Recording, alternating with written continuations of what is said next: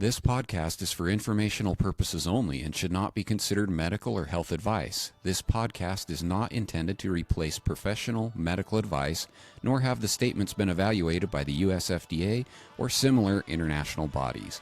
We are not responsible for any losses, damages, or liabilities that may arise from the use of information shared during this podcast. The views expressed in this podcast may not be those of the host. Greetings, health and human enthusiasts, and welcome to the Regaining Health and Humanity podcast. I'm your trusted guide, Dr. Scott Johnson, and I'm both humbled and thrilled that you've chosen to join me on this fearless pursuit of knowledge and inspiration. My mission is to elevate your well-being naturally, arming you with evidence-based insights, revolutionary breakthroughs, and impactful health tactics. But that's not all. Together, we'll dive deep into the mysterious realms of human existence, unraveling the secrets of what makes us truly thrive. This podcast isn't just about information. It's a catalyst for change. Join me in confidently exploring potent natural solutions, cutting-edge health strategies, and igniting courageous conversations that cultivate meaningful connections and foster empathy for humankind. I'm here to empower you to unleash your extraordinary potential and lead a life jam-packed with boundless health and happiness. So get ready. Your extraordinary journey to boundless health and happiness starts now.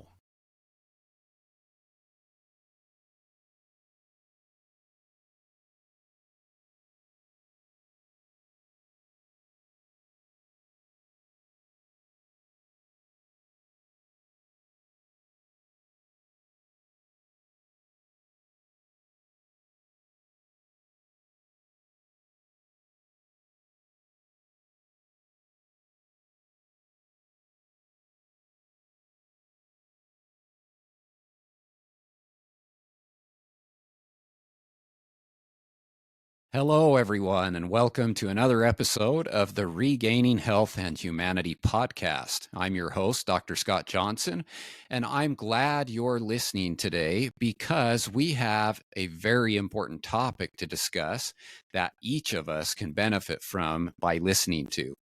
First, though, let me tell you a little bit about our guest expert. Dr. Stephen Sideroff is an internationally recognized psychologist, executive and medical consultant, and expert in resilience, longevity, optimal performance, addiction, neurofeedback, and mental health. He has published pioneering research in these fields.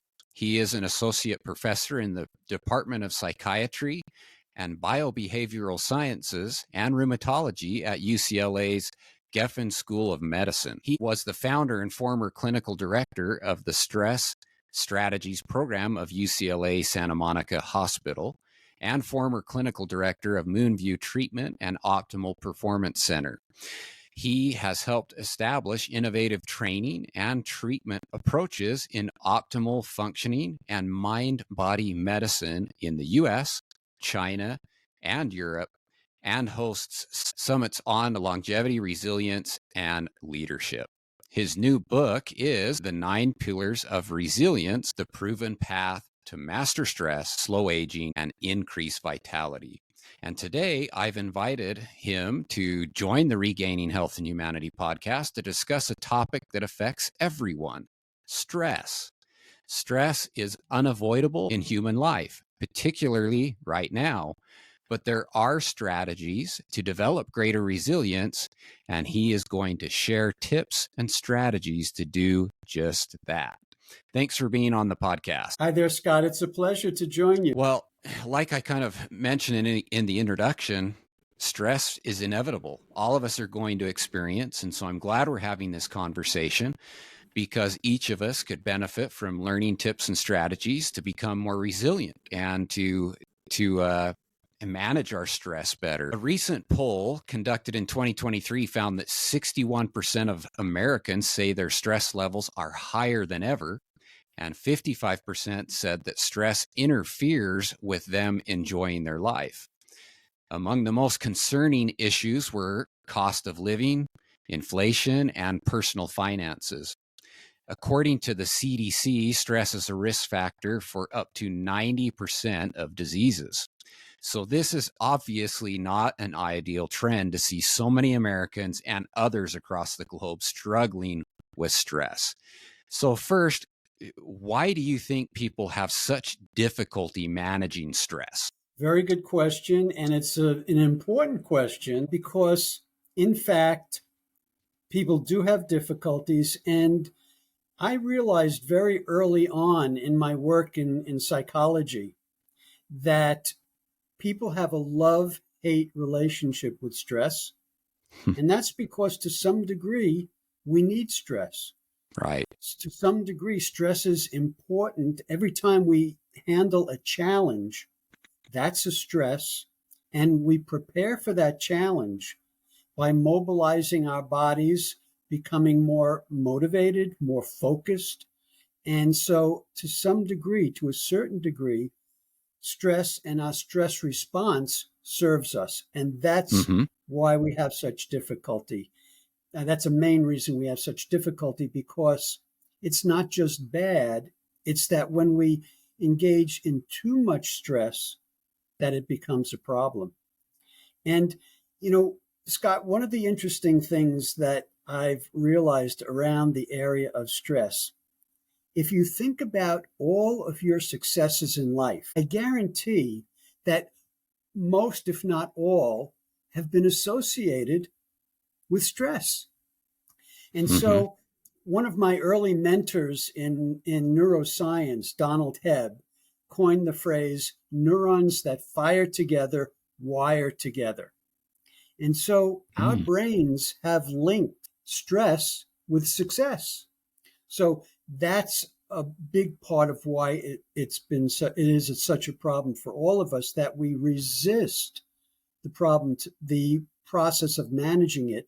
And of course, the other reason is that life has gotten so fast, so complex, so complicated, that the magnitude of the stresses we encounter on a daily basis have magnified.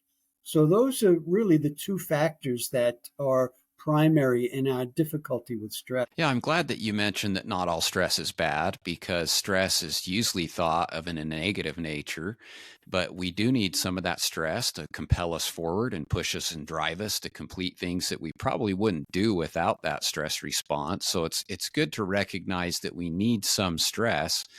We just don't want it to be excessive, and we need to be able to cope with it. And really, the word is resilient. We need to be more resilient when it comes to the stressors that we encounter throughout life. So can you explain the physiological and psychological effects of stress on the body, and how building resilience can counteract these effects? Sure. So, what I like to say is that we all have a limited amount of personal or psychological energy, and that every time we engage in a stressful behavior, we use some of that energy. We also have a particular mismatch, a structural mismatch that magnifies, unfortunately, the impact of all the stresses we encounter. And that mismatch is between the environment in which we evolved our stress response, which is the hunter-gatherer environment, and our present environment. So biologically, we have the same stress response, survival mechanism of our hunter-gatherers, but our environment has just far surpassed that environment. And if you think about it, very few, if any, of our stressful situations can be appropriately handled by either fighting them or running from them. So we mobilize all of this energy. And remember, I started the sentence with we have limited personal energy. But all of our stresses activate our bodies and mobilize quite a bit of this personal energy, even though we then have to hold most of it in. So that creates this mismatch. And so our bodies mobilize by tensing muscles, by sending adrenaline, cortisol, and other hormones and biochemicals through our system. our brains mobilize in a certain way, use up a lot of energy as well. And so this is our stress response. We activate one branch of our nervous system. The other branch, which is the recovery branch, needs to be engaged as well. So these two branches stay in balance so that we want to husband our personal energy. Because remember, life is a marathon. It's not a sprint. So every time we engage the stress response, we want to then go into a recovery to recover the resources used up. And when we don't, which is true for all of us, we gradually throughout the day activate that nervous system and stretch the resources of our bodies. And that's where the problem occurs, is that we use up those precious resources, and we have a growing percentage of our population that have chronic illnesses. And stress is a key factor causing these chronic illnesses. In the last few years, for the first time in recorded history, life expectancy in the United States has actually gone down. And stress is a major reason for it, because we have now evidence that stress that's not managed properly speeds up the aging process. And Scott, the number one cause of most illnesses is aging. Mm-hmm. Okay, so if you put all of these things together, you see why stress is the problem that it is. You see how it mobilizes the body, but then uses up the resources of the body, and why we need to find a way to be resilient, which means keeping the nervous system in balance. And it also means something else. It means learning the lessons every time we're engaged in a stressful experience. Yeah, I like that what you said about the balance aspect of things. That is a key, and we do now have strong evidence showing how stress can speed up that aging process, and that results in our cells aging faster. And so our biological age is being thrown out of whack because our cells are not functioning as youthful as they should any longer.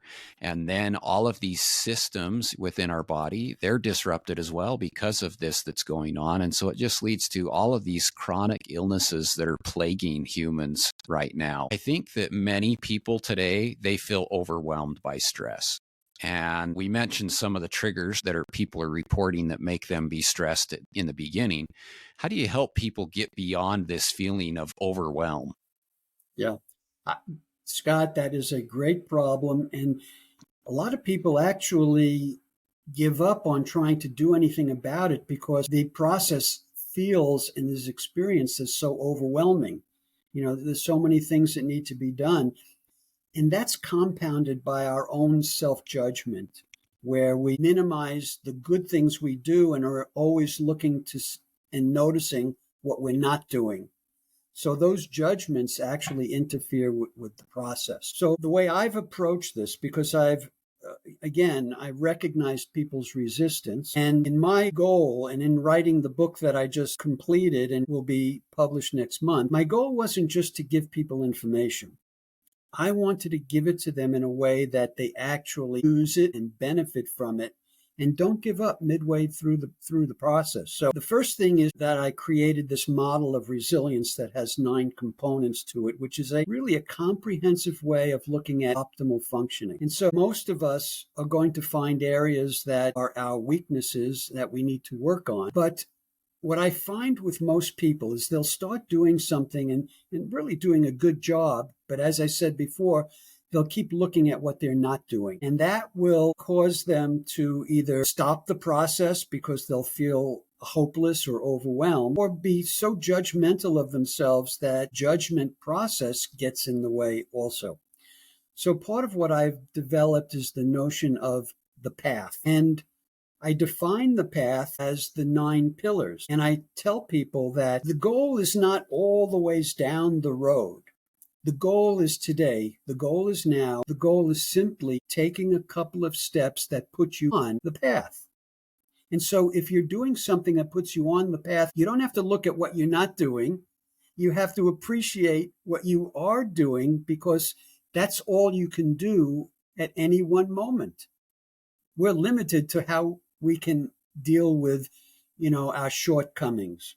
And so do one thing and do one thing well, that puts you on the path. You could feel good about what you're doing.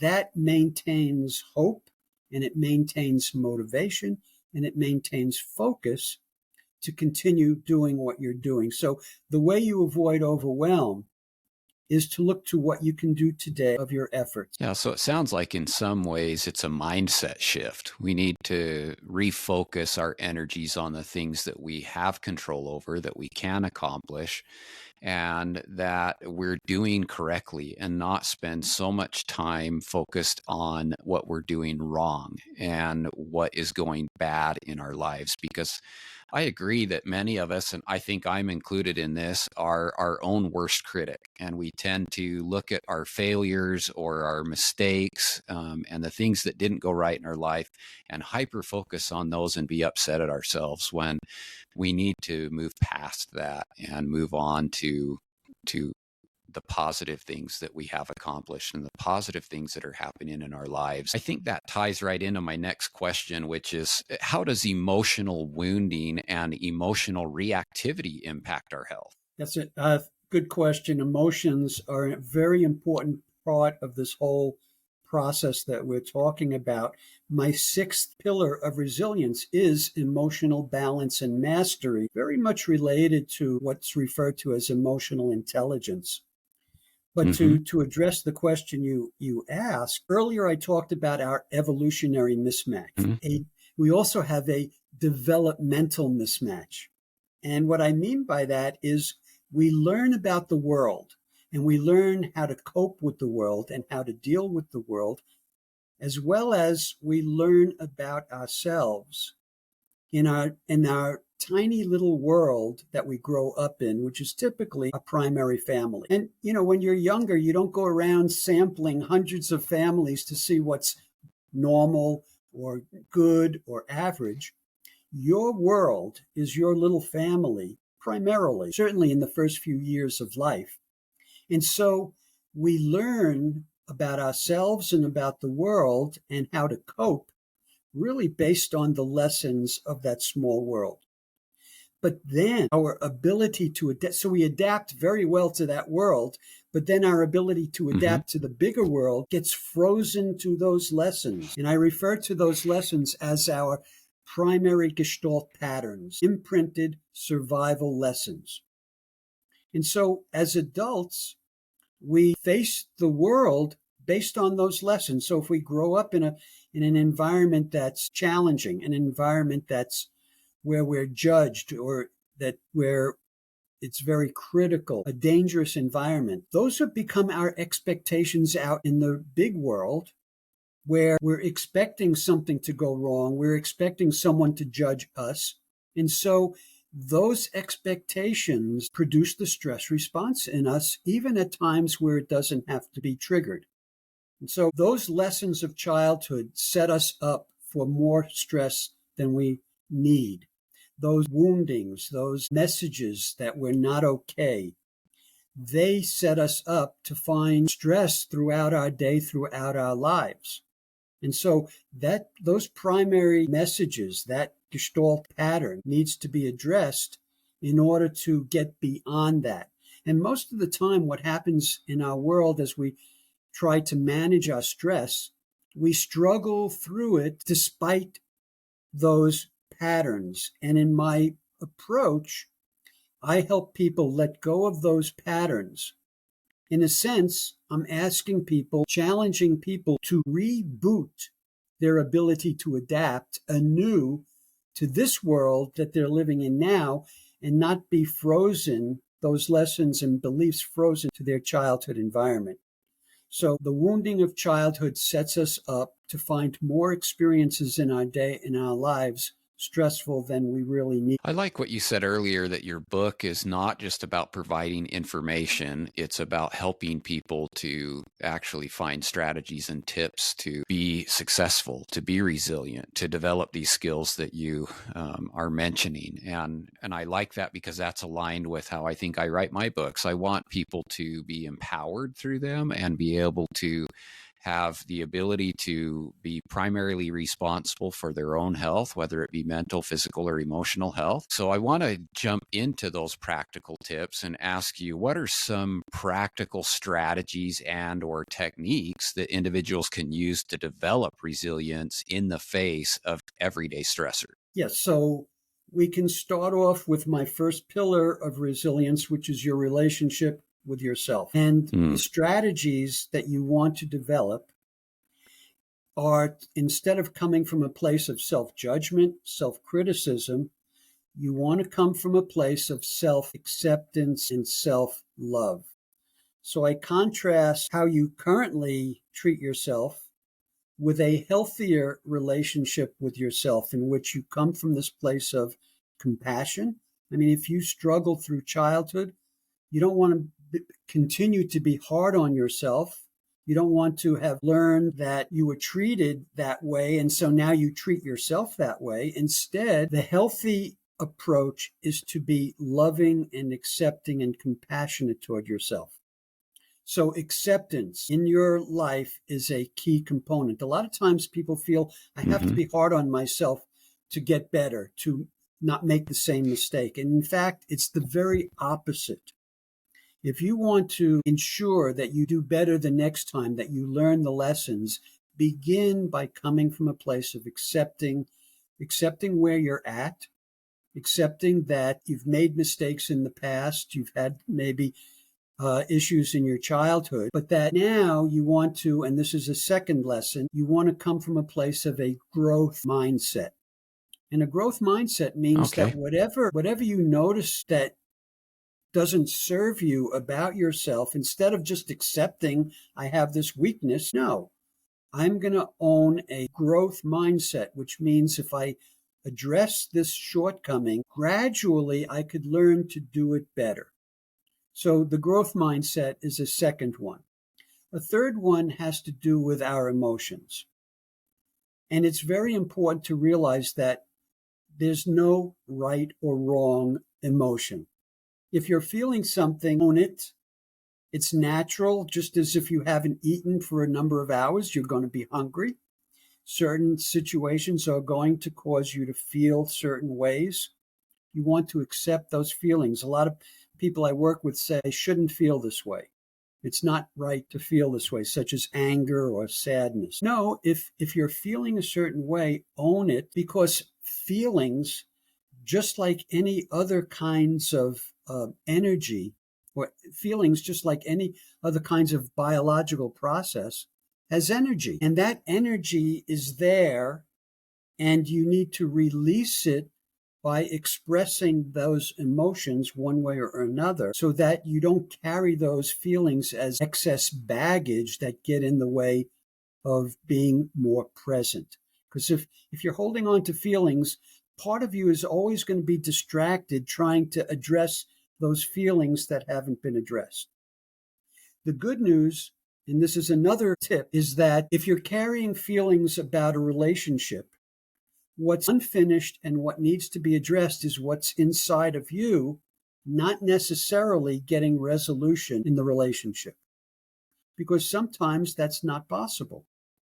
But you can find a way to express and get out the feeling, even if you write a letter to that person and then tear up the letter, or imagine that person right next to you and yell at them, get the anger out so that you're no longer carrying it inside. Another important tip, the key is that if you're going to do it, you need to do it with acceptance of the other person.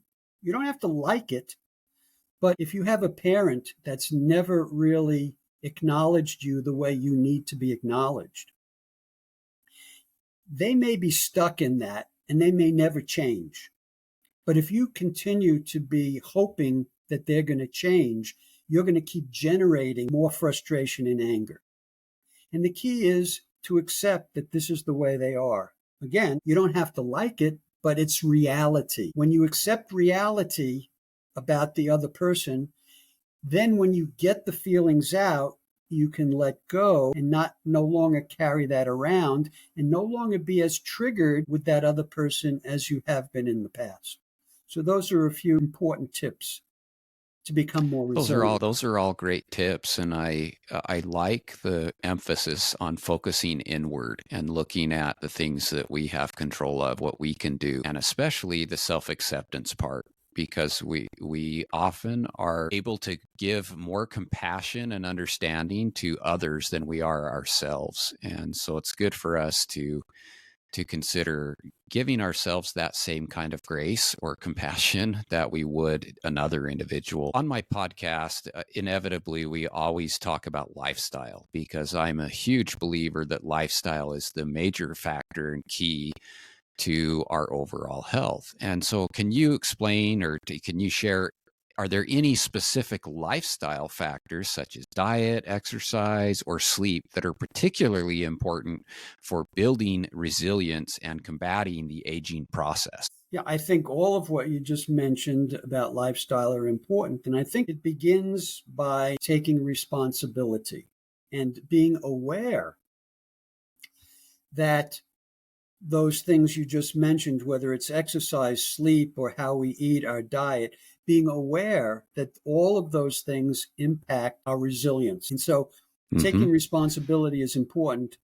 And then the next step is noticing. So, for example, if you're having difficulty with sleep, and I might say that over 50% of our population has some difficulty with sleep. Okay, the next step is taking ownership and responsibility rather than just reaching for some pill that's going to help you sleep better, or alcohol, which it's a myth about the relationship between that and helping you go to sleep. What you want to do, number one, whether it's sleep or anything else, number one is not sleeping is a signal to you that something is out of balance. And now it's your responsibility to figure out what's out of balance. Typically, what's out of balance is the balance between the activation of your nervous system and that you are getting too activated during the day, and you've lost some of the ability to calm yourself enough to fall asleep. That's number one. And the other very common pattern around difficulty with sleep is not being able to turn off the problem solving, the thinking, the judgments going on in your head. So let me give a couple of suggestions here, because I know in my work, a lot of people suffer from this. So number one is recognizing this imbalance in your nervous system, recognizing that you are triggering the stress response too frequently and not turning it off after a stress is over. And so that's very, very important. And not taking any time. If we're activating our nervous system so much, we have to find a practice that does the opposite. A practice that retrains our nervous system to go down into the deeper levels of calm. So there's no substitute for practicing some form of relaxation. Meditation, biofeedback, or simply following a 10-15 minute relaxation process. On my website, people can go there. I have a free audio program if they want, download, and they can practice that on a daily basis. So one thing is retraining the nervous system to go to these places of calm that then allows for falling asleep. The second thing is how to turn off the mind. And people try to do that, and then they give up. Oh, I can't do this. You've trained your brain to turn on when you go to sleep, to look for what's wrong, to problem solve, and all those things. Retraining it is a process. It is not like going to the wall and flipping a light switch. Every time you get into bed and you catch yourself thinking, you have to say, no, bedtime is for sleep and nothing else other than intimacy. And so I need to stop this and shift my focus to fall asleep. I have plenty of time tomorrow to do whatever is going on in my head. And you can make a list, write those things down. Now, 5 minutes later, you're going to catch yourself doing the same thing. You have to redirect your focus again. So that's not failure. It's retraining. So as many times as it takes you to look at, notice, and refocus, that's part of your retraining process. Now, I'll give you one additional very key, two, around sleep. One is we think of being awake and being asleep as this huge gap that we have to jump in order to fall asleep. And for many, it's very difficult to consider. Reframe that as a continuum of levels of activation, so that instead of I have to get from here to here, it's all I need to do is start going in this direction. And if I'm going in this direction, that is my success. It may take a while before I get better and better at it to get down to these lower levels by practicing a relaxation. But as soon as we reframe it into a continuum, the process is easier.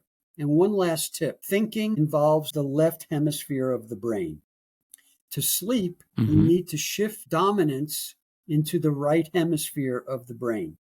How do we do that? So whenever you catch yourself thinking and you go through that, no, this isn't helping me. Sleep is to recover, and thinking will not help me do that. The next thing you do is you shift from the thinking left brain to what will activate the right brain, and that's noticing how your head feels. So it's feeling and sensation of your head on the pillow, your body sinking into the mattress. So when you shift to the feeling and sensation, you're shifting the activation from left to right side of the brain. So those are a few tips for sleep, very common. But to answer, that's one answer to your question. But yes, we're responsible for diet. We're responsible for finding time to exercise and to getting a good night's sleep. Yeah, I like where you talk about being responsible for our own health, because too often I think in modern society, we think and we're trained to think that there is just a quick fix. There's an easy button. There's something that we can just swallow to make everything better. When the reality is that all of those kind of things are going to work far better for us, and even dietary supplements or essential oils, if we have our lifestyle in order. And so that has to be at the foundation. Can you discuss the role of mindfulness and meditation in enhancing resilience and even our overall well-being? Yes, of course. So back to what you just said, and as I've noted, stress throws our nervous system out of balance. And that's at the root of all of our problems related to stress. And think about it as your car and your car's engine being out of tune. When your car is out of tune, it gets poor gas mileage. It stutters as you step on the gas. If you're going up a hill, read stress. You have greater difficulty handling the hill, stress. And your body works harder to do the same amount of work. Last year, I did a summit on longevity, and it was focused on inflammation and immune system function. And stress creates more inflammation and impairs immune system function. So it causes the body to function less well. And so mindfulness, meditation, and other forms of relaxation, as I mentioned earlier in relation to sleep, help the body retrain to go to deeper levels of calm. That's where healing takes place. That's where the body begins to restore the resources used up by the stress response. The body has two choices. It can go into defend and protect, or heal and grow. We have limited amounts of personal energy. The more we put into defend and protect, that's the stress response, the less energy is available to heal, grow, and maintain. When we do mindfulness training, when we do meditation, we are restoring that balance. Yeah, that's great, because it's true that when we get our body into a more relaxed state, then that's when true healing can take place. And so it's so important that we put some emphasis and some focus on things that are going to put us in that relaxed state so that our body can heal. There's also some compelling evidence about relationships and how they can affect our not just our mental and emotional health, but our physical health as well, and even our longevity or our health span. What impact does social support and community involvement have on resilience, and how can individuals cultivate these support networks? Sure, sure. So, our relationship with others is my second pillar of resilience, and our relationship with something greater, which includes community, it includes spirituality, and it includes having meaning and purpose in our lives, all support greater resilience. So, relationship with others, you can be in a relationship that can be self supporting, that could give you emotional nourishment because of the loving nature of that relationship. Or you can be in relationships that are toxic. You can be in relationships in which the other person can be typically critical of you, judgmental of you, maybe competitive with you. And so relationships can either support resilience or create more stress. And it's up to us to be able to discriminate those two types of relationships. Community. The more you're engaged with community, the more you feel, again, this sense of a social network, of support. This is what creates a sense of well-being in us, and again, supports resilience. So all of those things have an impact on how resilient we are. One of the 15 characteristics that I talk about in my book that's titled Regaining Humanity is gratitude. And I know that there's some great data on just being grateful for the things that you have in order to shift your well-being. And we also have mentioned self-compassion, and even touched on forgiveness when it comes to relationships or others that maybe we've had a troubled past with. So how do practices like gratitude, self-compassion, and forgiveness contribute to resilience and vitality? Mm-hmm. Well, it's interesting that our emotional state directly affects our physical and physiological state. So Right. if we look at heart rate patterns during different emotional states, when we look at the positive emotional states such as gratitude, appreciation, love, we find a particular heart rate rhythm pattern in which our heart rate goes up as we breathe in and goes down as we breathe out. And there's this beautiful sinusoidal rhythm called coherence that Mm-hmm. supports health. If we look at the same pattern under more negative emotional states of frustration, anger, we see a chaotic pattern. And so our emotional state directly affects better or worse physical health. Now, an interesting thing, Scott, is if you and I were standing next to each other and I started monitoring your brainwave pattern, I will be able to pick up my heart rate pattern in your brainwaves. I will be able to pick up my heart rate in your brainwaves. Now, think about if I'm coming to you from a place of love and gratitude and acceptance, and I have this one heart rate pattern that registers in your brain, or if I'm a little frustrated, may not even have to do with you, but frustrated and angry. And now we see this other chaotic pattern that your brain is picking up from me.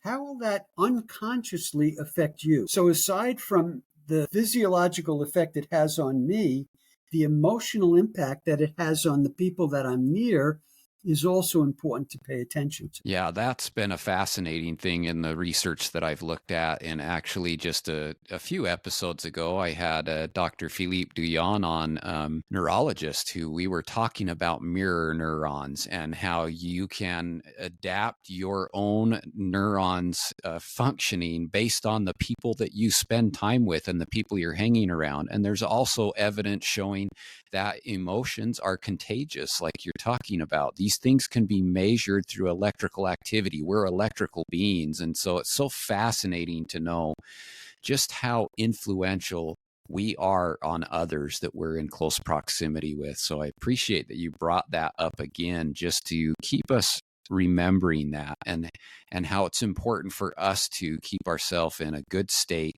to positively affect those that we're around. Yeah. I was just going to say that's why these are aspects of my 9 pillars, because it's really my goal is to identify all the factors that contribute to resilience. Yeah, for sure. The last thing I want to ask is there a best mindset for greater resilience? Yes, there is. So part of it is having this growth mindset that I talked about before. But another thing Mm-hmm. that's key, and this can touch on everybody in this audience, and that is that it's a mindset that there is always a best way to deal with whatever situation you're in. There's always a best way. And that's important because a lot of times when we're in deep stress or have physical symptoms or dealing with other problems, we get focused on the problem, the difficulty. But when you recognize, even under these circumstances, there's a best way I can deal with it, immediately it shifts your focus to finding that best way. It shifts into a more positive approach.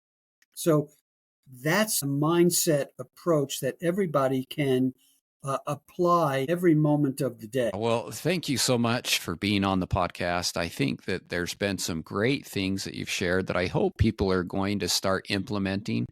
And I think, like you said at the beginning, it's not about making dramatic changes all at once and shifting everything. Find the one thing that you can take from this podcast and start implementing today, and see the benefits that you receive from that. And then you can move on to the next thing. And so it's just a process of continual improvement, which hopefully all of us are working on. We're trying to make ourselves better day to day, better than we were yesterday, today. And so I appreciate you taking time to share all of these tips about being resilient and how we can help overcome the negative effects of stress, Yeah. Dr. Sideroff. Thank you so much, Scott, for having me on. And I wanted to mention that I have a special promotion on my upcoming new book, the 9 Pillars of Resilience. I'm sure you'll have that in your notes for today, but it's a special offer where they get a bonus when they purchase my book. Definitely go check that out and pick up the book. It's always great to get it before it's actually launched, because it often comes with those kind of benefits, like you're saying. You get some extra bonuses. Thank you very much, Scott. Thank you for investing your precious time with us today. I trust you've uncovered valuable insights to elevate your health and enhance your quality of life. If you're hungry for more evidence-based wisdom to transform your well-being, I invite you to check out my 20-plus books, all waiting to be explored on my website, authorscott.com. Don't miss out on the chance to supercharge your knowledge. Please share, like, and subscribe to be part of the movement revolutionizing lives. In a world drowning in noise and endless information, your share can be the beacon that guides others to a better life. Together, let's make a difference by amplifying the life-changing knowledge you've gained today. Until next time, here's to your journey to boundless health and unbridled happiness.